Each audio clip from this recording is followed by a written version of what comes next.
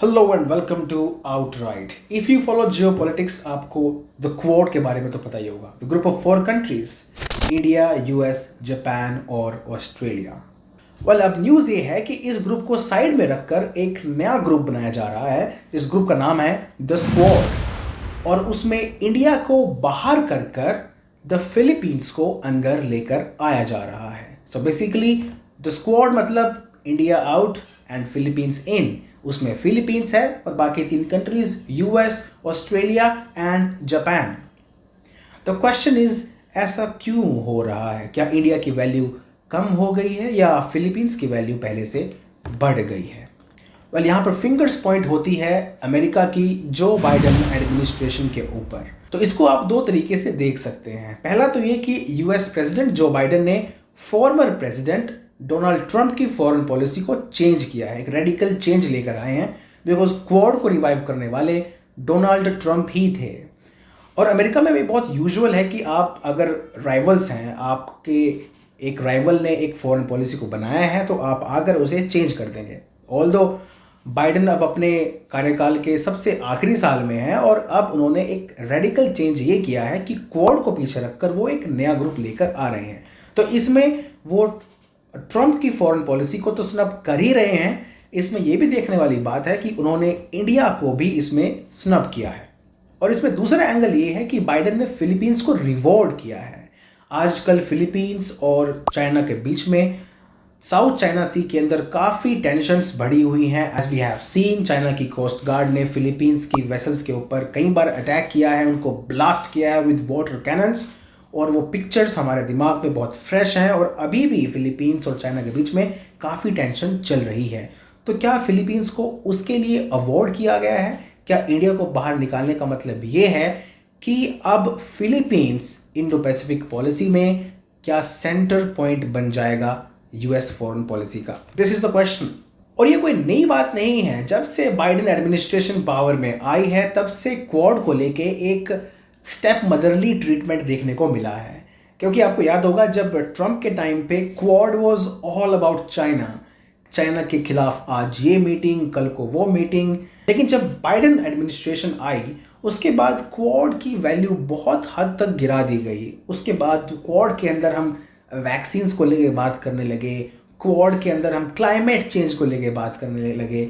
दूसरी बात ये कि बाइडेन एडमिनिस्ट्रेशन के अंदर ही ऑकस भी लेकर आया गया। ऑकस यानी ग्रुप ऑफ 3 कंट्रीज, उसमें ऑस्ट्रेलिया, यूके और यूएस थे। इनका पर्पस था कि हम ऑस्ट्रेलिया को न्यूक्लियर पावर्ड सबमरीन प्रोवाइड करेंगे। इसमें भी इंडिया को बाहर रखा गया। ये एक मेजर सिक्योरिटी ग्रुपिंग थी। अगेन टारगेट वॉज चाइना और इंडिया उसमें भी बाहर था। और 2024 आते आते तो बाइडेन एडमिनिस्ट्रेशन ने मीटिंग करने से भी हाथ खड़े कर दिए। तो क्वाड की मीटिंग ही नहीं हुई। ये बोला गया कि बहुत बिजी हैं जो बाइडेन, 26 जनवरी के लिए वो इंडिया नहीं आ पाए।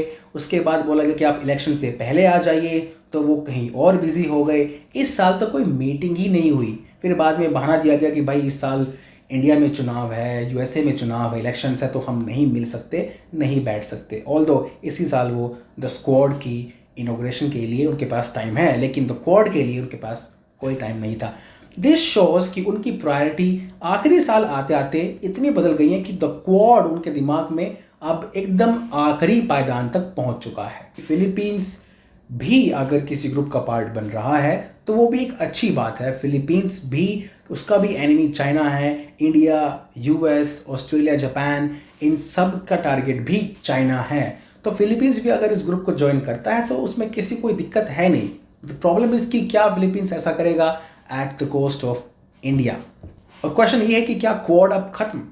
द आंसर इज नो, क्योंकि बाइडेन एडमिनिस्ट्रेशन बहुत दिनों तक टिकेगी तो नहीं। As per opinion polls, as per the data जो हमारे पास है, उसमें यह है कि ट्रंप एडमिनिस्ट्रेशन वापस से आ सकती है। Trump 2.0 can be a reality. और ऐसा होता है तो क्वाड दोबारा से रिवाइव हो जाएगा। अब मैं ट्रंप एडमिनिस्ट्रेशन के आने के बाद क्वाड को लेके इतना होपफुल क्यों हूँ, इतना ऑप्टिमिस्टिक क्यों हूँ, ये समझने के लिए हमें थोड़ा हिस्ट्री को समझना पड़ेगा। वो ट्रंप ही थे जिन्होंने क्वाड को 2017 में रिवाइव किया था। और क्वाड को रिवाइव करने के मौके उससे पहले ओबामा के पास बहुत बार थे, लेकिन उन्होंने क्वाड को कभी रिवाइव नहीं होने दिया। साल था 2007 जब जापान के प्राइम मिनिस्टर शिंजो आबे के दिमाग में सबसे पहले क्वाड का आइडिया आया था।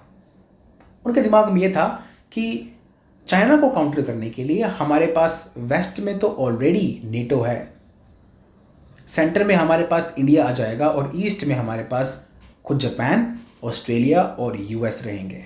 ऐसे करके हम चाइना को काउंटर कर पाएंगे। ऐसे में उन्होंने क्वाड का गठन करने का फैसला किया। 2007 में एक मीटिंग भी हुई, लेकिन उस वक्त सारी कंट्रीज, इंडिया भी, यूएसए भी, चाइना के साथ कोऑपरेट करने पे ज़्यादा ध्यान दे रहे थे। उनके दिमाग में कभी आया ही नहीं कि हम चाइना के खिलाफ मिलकर एक ग्रुपिंग तैयार करें।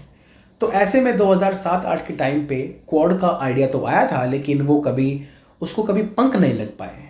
नाउ फास्ट फॉरवर्ड टू 2016 जब यूएस के अंदर ट्रंप एडमिनिस्ट्रेशन पहली बार आई और संयोगवश उसी साल इंडिया और चाइना के बीच में डोकलाम का विवाद भी पैदा हो गया। और उस वक्त ट्रंप एडमिनिस्ट्रेशन को लगा कि अगर हमें चाइना को टारगेट करना है तो इंडिया से बड़ा एलाई कोई और हो नहीं सकता।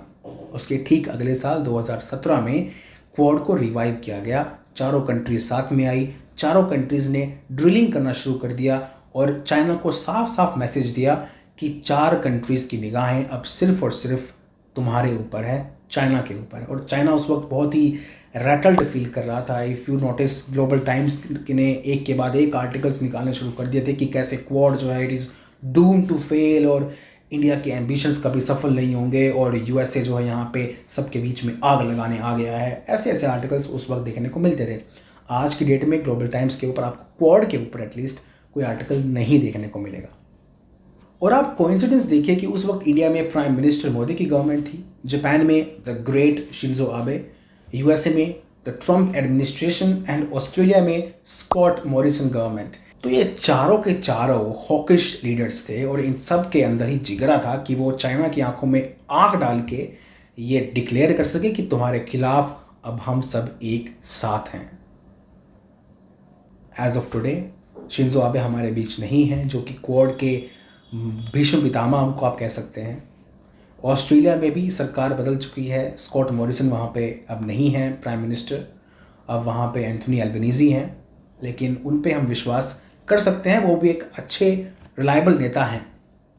और अगर यूएसए के अंदर वापस से ट्रंप एडमिनिस्ट्रेशन आ जाती है और इंडिया में अगर वापस से मोदी एडमिनिस्ट्रेशन आ जाती है तो हमें वापस क्वाड दोबारा रिवाइव होता दिख सकता है। Again under Trump, under Modi वापस से हम क्वाड को रिवाइव होता देख सकते हैं। सो कहानी का सार ये है कि अभी क्वाड पे इतना ध्यान नहीं जा रहा, अभी इंडिया को दबाने की कोशिश करी जा रही है इंटरनेशनली, लेकिन ये बहुत दिनों तक चल नहीं पाएगा। और एक्सपर्ट्स भी इस बात को मानते हैं कि जो द स्क्वाड है वो क्वाड की रिप्लेसमेंट कभी नहीं बन सकता, क्योंकि आप खुद देखिए फिलीपींस का जो मिलिट्री बजट है वो हर साल 5 to 6 बिलियन डॉलर्स के आसपास घूमता है। इंडिया का अराउंड 85 to 90 बिलियन डॉलर्स है। तो चाइना को काउंटर करने के लिए आपको एक बड़े मसल पावर की ज़रूरत होगी, जो कि ऑफ कोर्स इंडिया एक बड़ी मिलिट्री पावर है। वो फिलीपींस कभी उसको रिप्लेस नहीं कर पाएगा। हाँ, फिलीपींस अगर एक नए ग्रुप का पार्ट रहता है, वो ग्रुप भी क्वाड को अगर वो सप्लीमेंट करता है, रिप्लेस नहीं करेगा, सप्लीमेंट करता है तो अच्छी बात है। और कई ग्रुप्स बनने चाहिए, लेकिन क्वाड को आप दबा नहीं सकते। So when Trump comes back to power, when Modi comes back to power, Quad का रिवाइव होना एकदम गारंटीड है। Well, that's all. Thanks for watching. For more such videos, subscribe to Outright right now.